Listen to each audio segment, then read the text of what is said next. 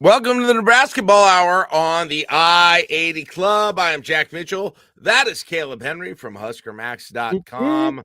Glad to have you with us. Nebraska wins 84-72 in Kansas City. They advance to the championship of the Players with Whatever Classic. Hall of Fame Classic. That.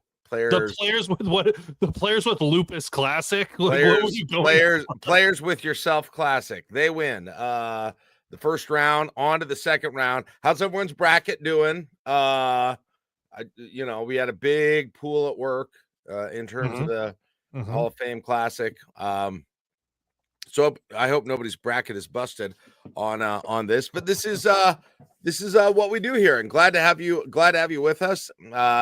If it's your first time joining this year or your first time joining ever, Kaleb and I get together throughout the basketball season.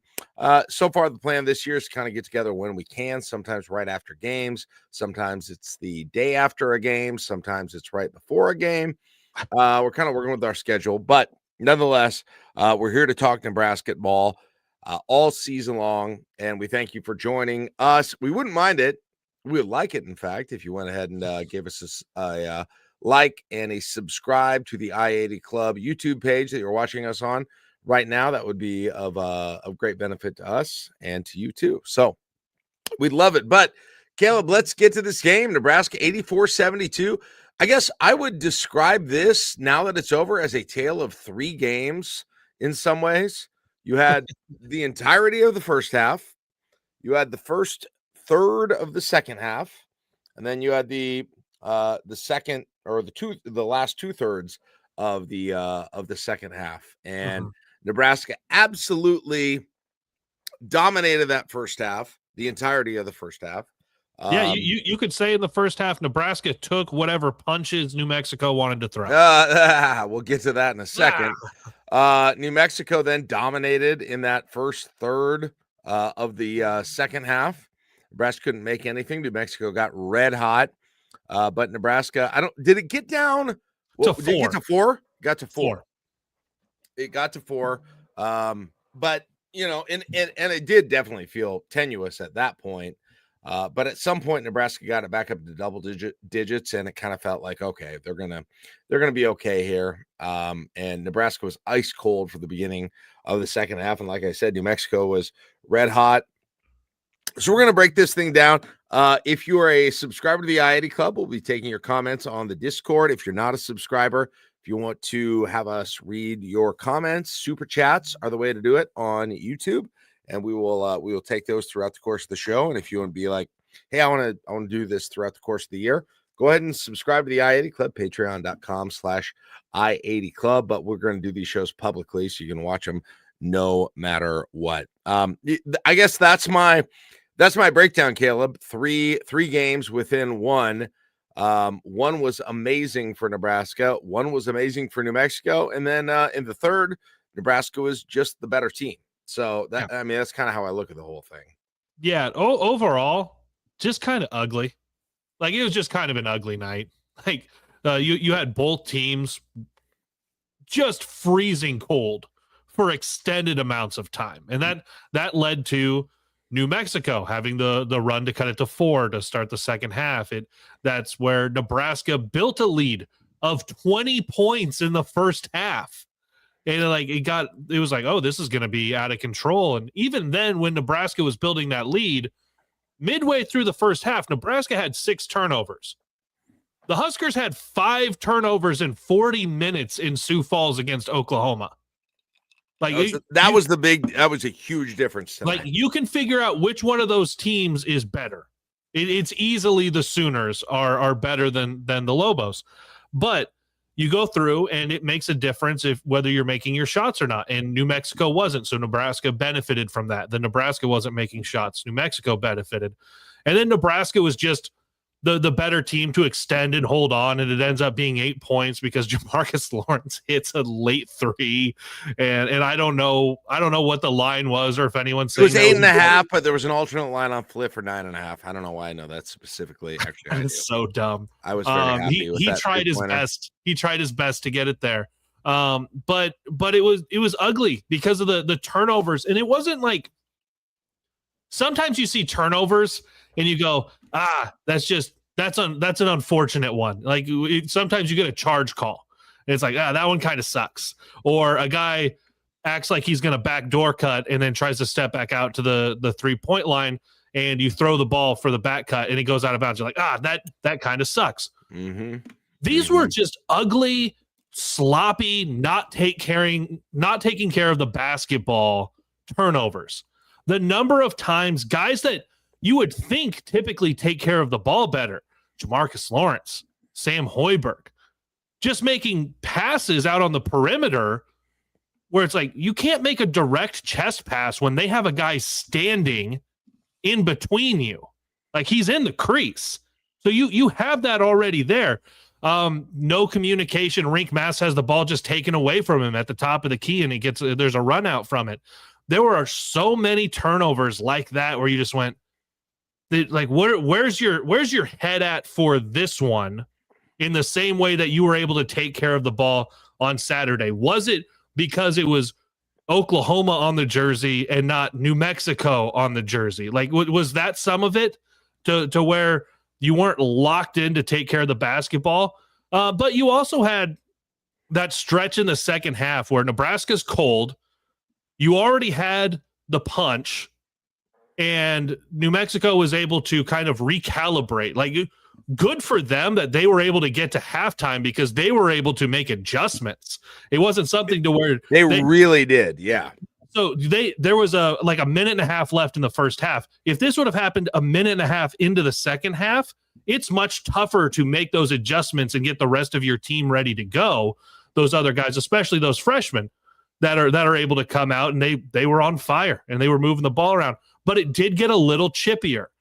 And I thought Nebraska did not handle that part as well. There was some extra aggression on trying to hit the ball out of hands, trying to hold guys up, some added pressure. And it just seemed like Nebraska didn't handle that well while already not taking care of the ball, getting to the second half and missing shots. But ultimately, it was that third game, that third portion that you talk about, Jack, that Nebraska was just better. When all things kind of felt equal, both teams are making or missing shots roughly the same. Nebraska made all of the free throws down the stretch to hold them off and advance to tomorrow's championship game. And the bottom line is, and this feels weird to say because New Mexico has got a pretty good, ICI formation says it, a pretty good basketball heritage, but like, let's be honest, what eventually won out is Nebraska is the more talented team of the two of them, all around, because you look at the full stats, right? Nebraska shot better than they did. Field goals shot better than they did from 3-point range. They shot a million threes. Better free throw percentage than they did. Out rebounded them total. Close on offense, but had a pretty good advantage of them on the defensive rebounds. Had more assists than them. Now Nebraska had 2 more turnovers, but Nebraska got more points off turnovers than New Mexico did. And this was one where, yeah, of course, the unbelievable red hot start played a huge part in this, but they were so equally cold at the beginning of the second half that you ended up having them. Nebraska only shot 37% from 3 in this game, which is insane because there was a time where I thought they were going to shoot 80% from 3 in this game. It was that hot at the beginning of the game. It was really that sort of short period of the second half of the Oklahoma game basically moved to the first half of this game when it came to Nebraska's shooting. But it's just in the end, they were better offensively, better defensively as a whole, and runs within it were eventually, that wasn't what determined it. It was the overall talent in the game. And it's weird to say that, Kaleb. It's just like that. I mean, New Mexico and Nebraska get out on the floor, and I get it. New Mexico isn't a Power 5 team, but those two teams get out on the floor for the last 20 years, and New Mexico is the more talented team almost every time on this thing.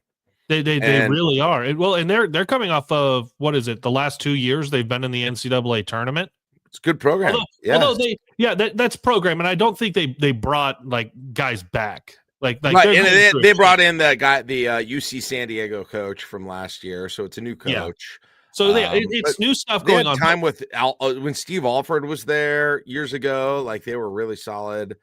They have been. Nebraska lost to them the NIT 1 year, but I mean that's really irrelevant to this whole thing. But it's overall the program, But again, it's just Nebraska has a deeper, more talented. This is the bottom line. Nebraska has a deeper, more talented roster than we've seen in a long time. It's not as top heavy as it's been in a couple of cases, but it is deeper and more talented, especially offensively, than it has been in so freaking long. And that is the biggest difference between last year, especially, and this year.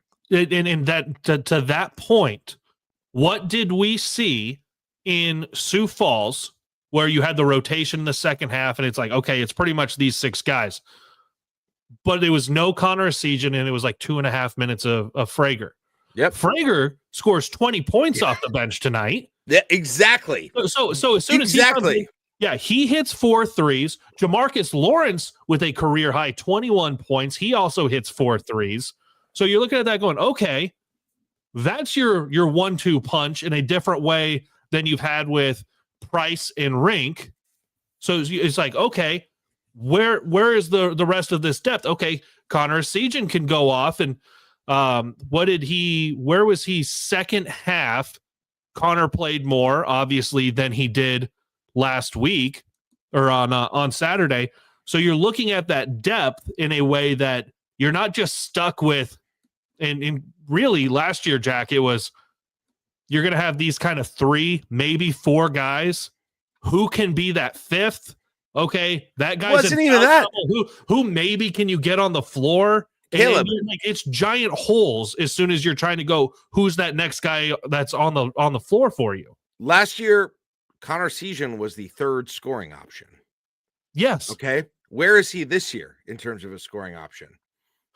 Well, right away, you go Rink, you go Price. I would think you go, even though he's off the bench. Also, you probably go Frager, especially if he's hitting. But you're definitely maybe Jamarcus. Like I don't know. Like he could be anywhere from 4 to 6 in that list, and that's the difference between these two teams. And I think a big part of this is also where you're thinking about, okay, who's maybe your scoring option. Those guys who might be 4th, 5th, or 6th, if you put them in an order, 4th, 5th, and 6th at any time can go off for 20 for you. Exactly. That's right. The part. It's last year, deep. Last year, 4th, 5th, and 6th were Andrew Morgan. Remember? Does anyone even Raleigh Worcester remember him? I mean, that's who's 4th and 5th last year. 6'5" point guard. We were really excited. Right, and Berke wasn't really scoring last year. And that's the other difference. And by the way, shout out Josh Jabs. Thank you for the super chat. He's just naming. He said he was going to name random old players. Super chat to get a shout out for Kerry Cohorn. There is a shout out for Kerry. I've seen a jersey for him at Pinnacle Bank Arena.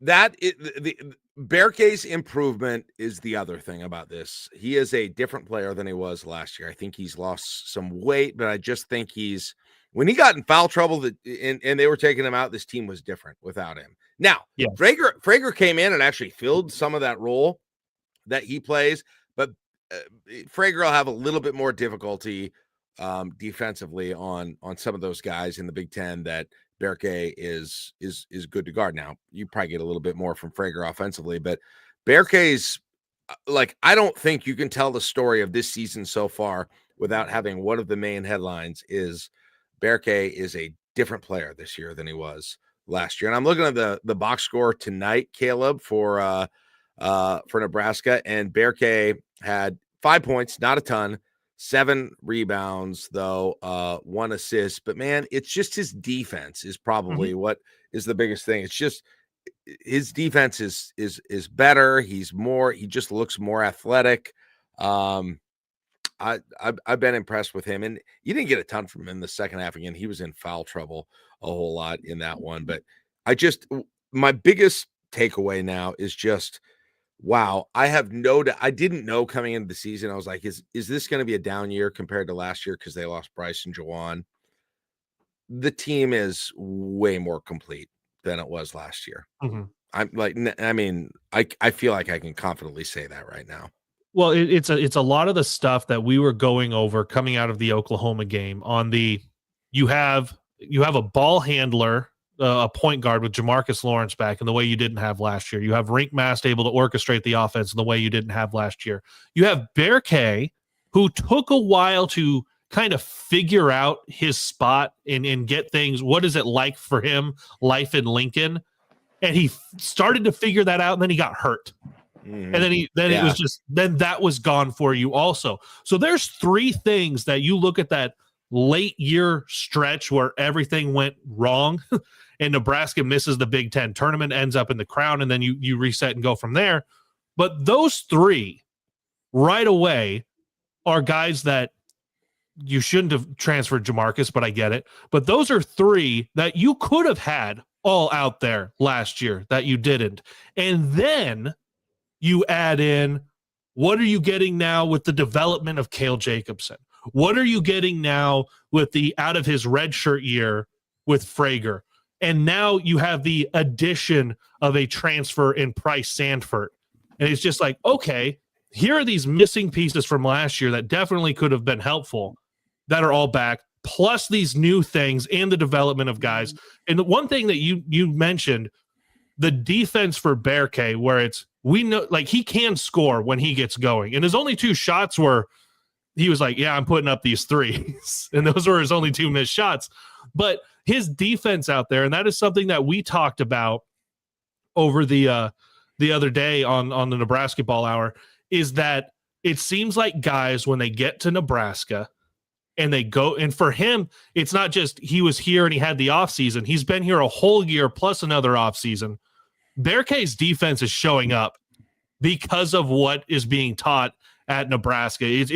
That is something that I think should be talked about more, the defense that gets taught and the guys that buy into it, because as soon as they have that buy-in, you see the difference on the floor. Mm-hmm. Yeah, absolutely. Absolutely. Let me tell you a couple other stats. Sam Hoiberg this year, 7.8 points per game. Last year, 3.9. Sam Hoiberg last year, 1.9 assists per game. This year, 3.5. Sam Hoiberg last year, 2.3 rebounds per game. This year, 5.8.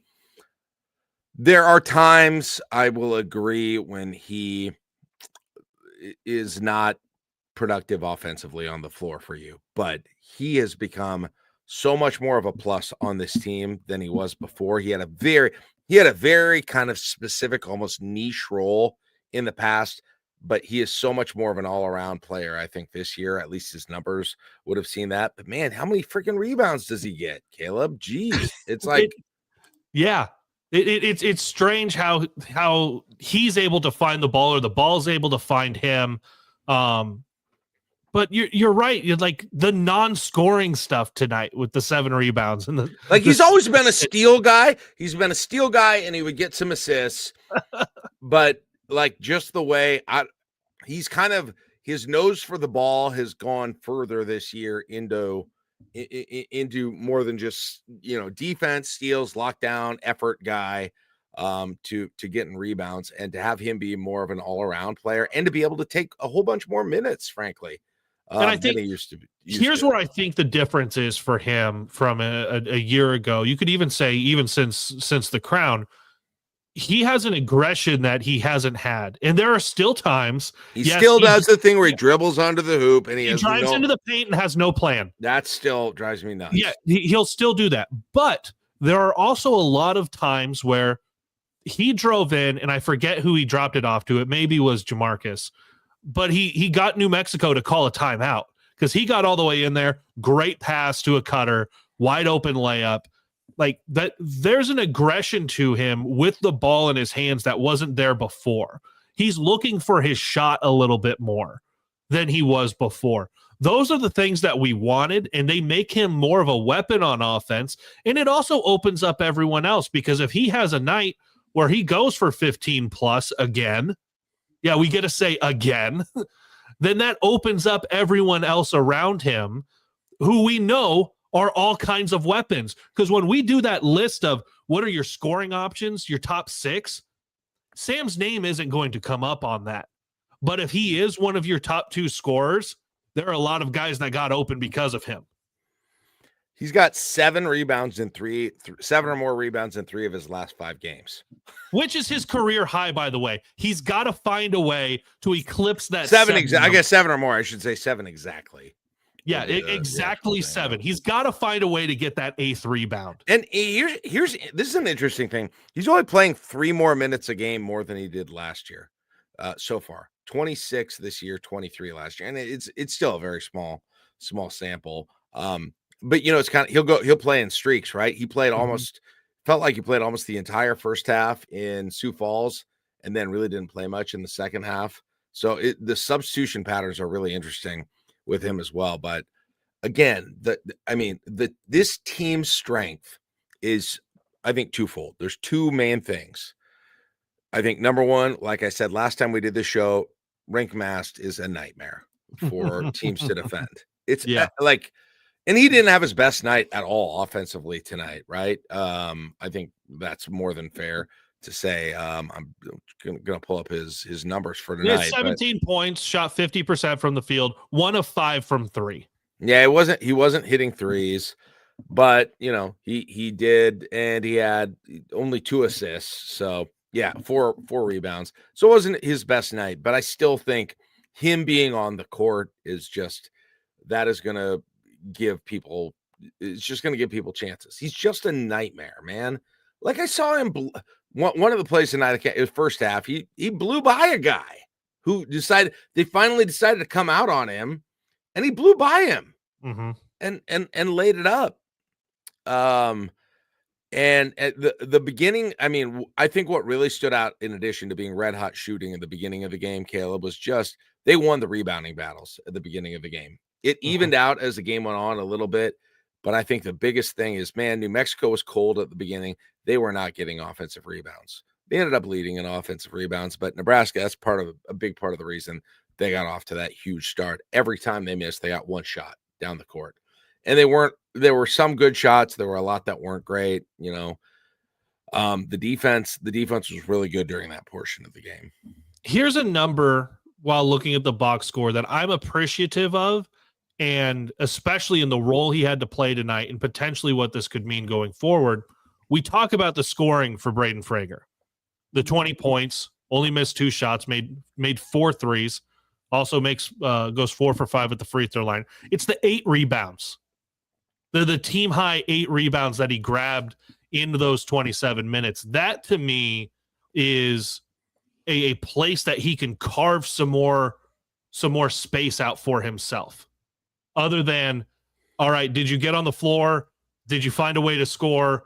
If not, you're kind of not doing a whole lot for me. Yeah. Like being able to be out there and do so many of the other things that prove you should be out there, because we know he can score.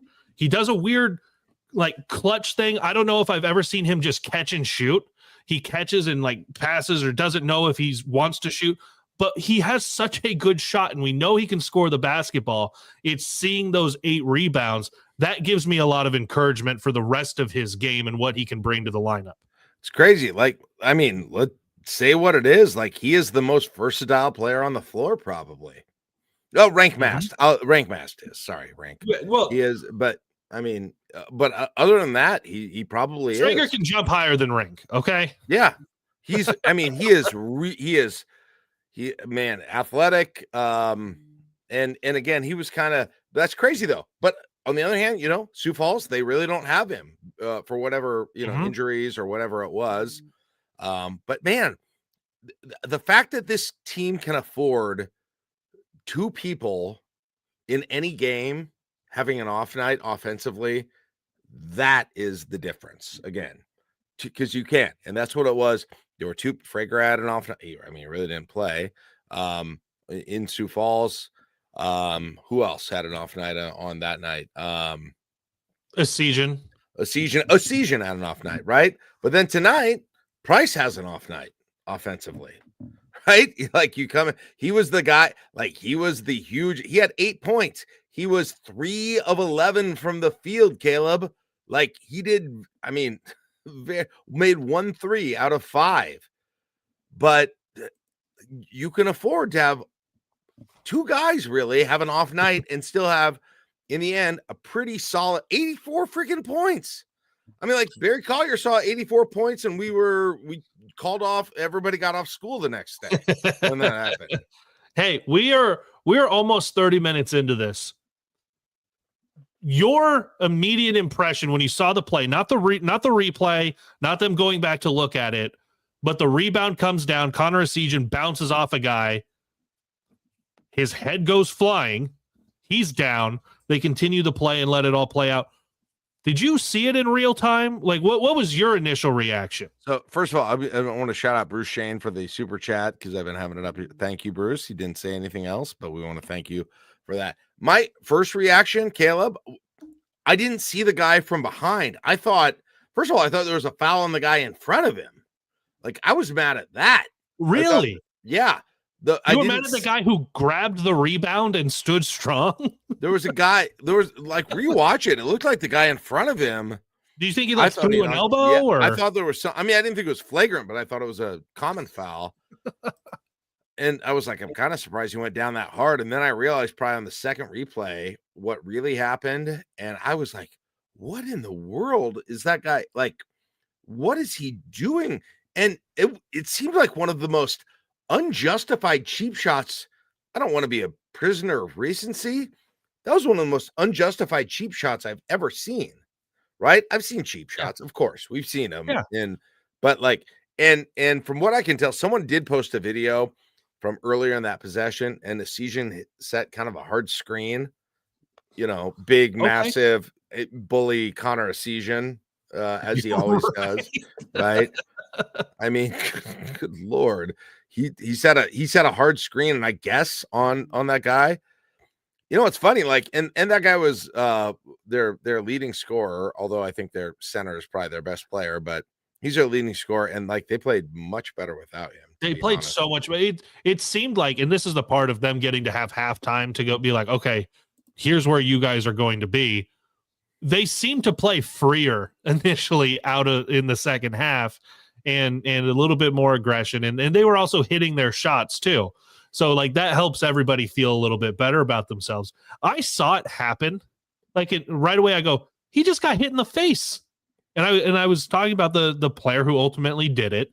And they stop play and they go to look at it. I even got my wife to sit down. I go, no, come watch this. He just got punched in the face. And she's like, nobody's punching someone in the face in a basketball game. I was like, no, watch this replay. And that's what happened.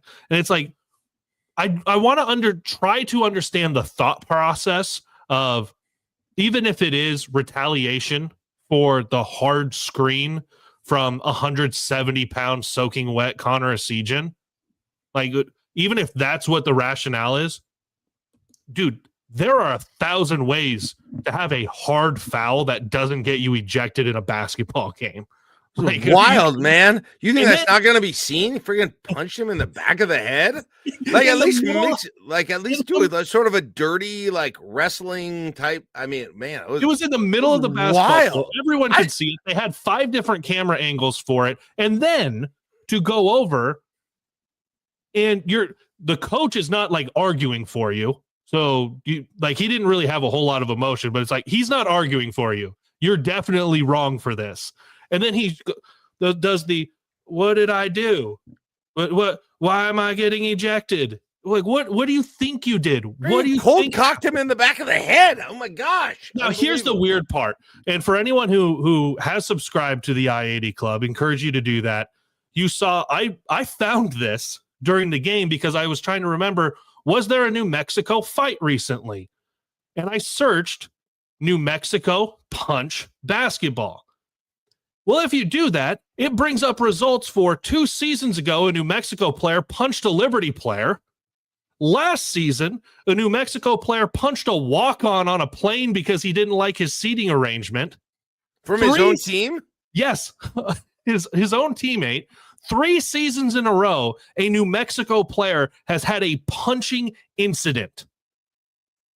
Dang. And it's not the same player every time. Punchy team. Wow. Punchy team. Shout out Theo. As always, Theo, we always appreciate your Super Theo. chats. Theo, you're the best. We love it. Thank you so much. All right. We're gonna go call it a night a little early tonight. So Nebraska goes, and I don't, as the other game started, I have the NFL game on, it's so. I'm probably behind for whatever reason. If you do it on Peacock, you are like a couple minutes behind the Peacock, people who are watching YouTube TV. I had problems with Peacock tonight. I freaking hate Peacock. Well, I didn't realize that if you left it on, so I had the game running and they went to a replay of, I think, a Dan Patrick show, and they didn't go to the game. So just a few minutes ago, if people saw me staring up trying to figure out the TV like an old man, I was trying to get it changed over to the Mississippi State K-State game, where right now, if you're like me, there's 12 and a half minutes left. Mississippi State's up 11-9. Okay. And I think, just in terms of the very early metrics, Mississippi State, I assume they were favored in Vegas slightly in this game over Kansas State. I didn't see the line, but just based on what I've seen from Ken Palm and Evan Miyakawa and those sorts of stuff, it looks like Mississippi State is probably the favorite team in this whole thing. But man,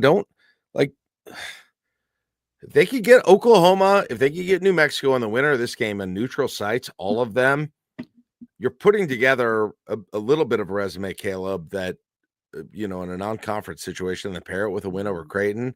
And again, I understand these are not top 20 teams. These are not Kentucky and Kansas and those sorts of things, but neutral site wins like this against teams who are going to be in the top 50 in the, in the NET rankings or in that neighborhood, like those matter, man. At the end, like a win tomorrow night, it would be very big. Now, it is hilarious that Nebraska is going to get a credit for a neutral win for that Oklahoma game. That was absolutely not because it was the greatest home court advantage they've ever had in there. I mean, in the same since way they were in the Coliseum. Like Nebraska Cincinnati at Arrowhead was not a neutral site affair, like if you're playing somewhere within driving distance of Lincoln, it's not a neutral site game for you. Now, if Nebraska's playing K-State tomorrow, maybe it feels a little bit more neutral site. And I wasn't there. Maybe it felt more neutral site a Thursday night in Kansas City.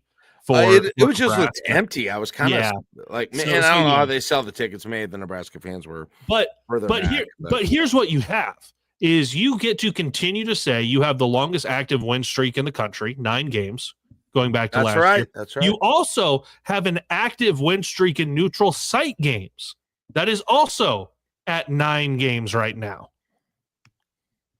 That's true. Because you had you're going back to Hawaii. Wow, the Diamond Head.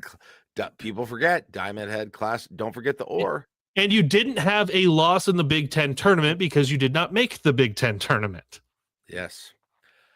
Before we wrap it up, Kaleb, I forgot to do this at the beginning, but we said we're going to do this every time we do a show. And people would be so I apologize for not doing it at the beginning, but we still will do every time we get on an update of our NCAA Tournament Confidence Meters. Last week, if you missed the first show, or I guess it was Sunday night, I was at a 4.5 out of 10. It's a scale of 1 to 10. It's just how confident we are that Nebraska will make the NCAA tournament. And Kaleb was a 9.7. Hell yeah. At the beginning of the year, he is super weird. So, and then he comes. And you know what it makes if you flip that 9 over? 60. Oh, good Lord. Got him. All right. So 9.7. I mean, I'm assuming you're not going down after this, Kaleb. Are you going? There's not much to go up. There's no way you're sure, you're fully sure, but I don't know what you think on these. You're weird about these. What's your I'm a little weird. I will say this. Did not like the turnovers. Tons of concern about the turnovers. I'll go to a 9.5. What the you're so freaking weird. I'm still really confident. You did this last year too. Like turnovers hurt me, baby. Those turnovers hurt me. So weird. I will go up to I'm going to go up. I'll go up a full point. I'll go to 5.5. I just like what the fact 5.5 before Thanksgiving. Do you need 5.5. Where's a doc? Is there a doctor close to you? Can we get a doctor? I needed to see Frager do that. That's really why. The 20-point Frager is worth 1 point in your confidence. It is. If he is going to be that possibility in, he had the alley-oop, the West Georgia game, he went off, but I was like, well, we'll see. But if he can do that every once in a while, and again, it's just like if you got 6 to 7 guys who can get double digits for you, oh my gosh, I didn't even do that on purpose. Good Lord. The kids love you. The kids love you. I will go 5.5 right now. Okay. I'm really impressed with them. I don't know what to say. They are looking better than I thought. They were deeper than I thought. Frager is better than I thought. Berke has improved more than I realized, I would say. Sam Hoiberg has improved more than I realized. Jamarcus is probably a little better than I offensively, just in terms of a scorer, than I thought he would be. Rank he's just a different guy, healthy when he's healthy. Yeah. There's not too many, and Price is better than his numbers weren't, he played obviously the last 2 years. You can look at what he did, but he was not the guy. And again, tonight he didn't have a huge night, but there's not hardly a player on this team so far at the beginning of this year where I'm just like, they're below what I thought they would be, or they're just at what I thought they would be. Probably just like a season is kind of what I expected. And I don't even mean that as like a, crapping on him. Right. I go ahead. Just about to your point, to what I'm hearing, and I agree with it. Just about everything we've seen from guys on the floor is, yeah, I'm getting out of them what I expected or more. There's not really a disappointment. Yeah. Someone that's walked on the floor and you're like, miss. Kale was better than I thought he was against Oklahoma. Now tonight you saw his limitations. I thought Jacobson, he had a lot of turnovers. When they really pressure him, that's a little bit of a different story, I think, for him. And the weird thing is, like, Kaleb, they've gotten nothing from Garcia. They've gotten nothing. Oogie's obviously hurt. Kendall Blue. Got nothing from Kendall Blue. And I don't know if they will, but they haven't had to go to that point in the rotation yet at this point. And so that's interesting to me too, is will you extend that rotation by one guy at some point if there's an injury or something, and there will be eventually, but that'll have to happen. But yeah, the biggest thing is they haven't had to get to that point, and you've had a chance to let Kale see what his development is and kind of and go through and have a night like this where you have the depth that you can say, hey, it's okay, Kale, you've come a long ways, but these guys got it right now. Yeah. There will never be anything like the Keisei Tominaga experience. There never will. There just won't, for a variety of reasons. But man, Kaleb, when this team gets multiple people hot shooting outside, it's got that feeling to it, I guess. It's not the same, but man, it's got that feeling where you're, and I did it in the house in Sioux Falls against Oklahoma when Rank's making a behind the frickin' back pass to Cale Jacobson. He's hitting three, and Rank does a heat check from almost half court. And then tonight, like that last three by Frager in the first half, I was cackling. Like, it was just like, are you free? Like, unbelievable. Unbelievable. And they move the ball. They are moving the ball in a way that they never have. They're doing that. It's kind of the Golden State Warriors thing to some degree. The extra pass, the extra pass. It feels like with them. So it's working. It's working. Yeah. We'll see when they get really good defensive teams with a dominant big. That's what I'm worried about. Right. That's what I want to see. I don't know that anybody they're going to face here tomorrow. Creighton doesn't have that anymore. Creighton struggled, man. Creighton was on the struggle, but listen, it's too early to do this, but Nebraska, assuming they win, whether they win or not, probably they're going to be like a 7-point favorite in that game. Yeah. Oh yeah. And by the way, like for anyone asking, just because of it being local. I want Nebraska to play K-State. If you're looking at resume, you probably want them to play Mississippi State. Like, it is what it is. But I want them to play an old Big 8 team. Yeah, I mean, you don't now. You don't know now which will end up being, the better victory in this whole thing. But in any case, well, hey, a shout out. I want to thank everybody for being in here. Got another great audience. Oh my gosh. I don't know.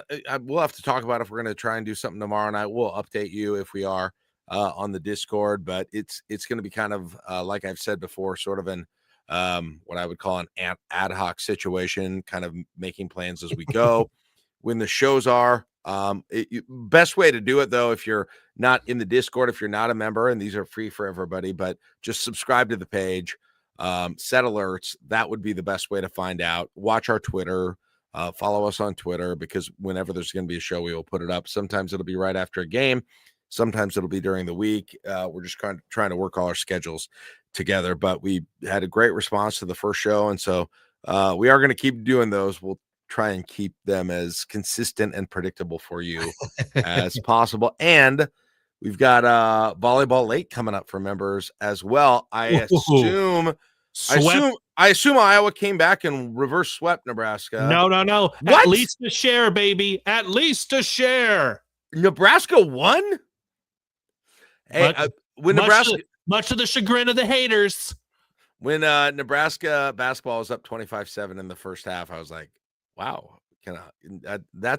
They threw down the gauntlet for Nebraska volleyball in the first set. They did a Gee thanks lady to that's pretty funny, to New Mexico. So all right, well, that is it for us tonight. We're gonna go a little early because Kaleb and I got stuff to do. I gotta be up early tomorrow morning. I want to thank everyone for joining us. I'll talk to Kaleb, figure out if we want to do something tomorrow night, either before or after. But hope everybody has a great night, and let's go win the Players with Yourselves championship tomorrow night, or whatever it is. So let's do it. There it is. Have a great night, everybody. See you next time on Nebrasketball Hour right here on the I-80 Club.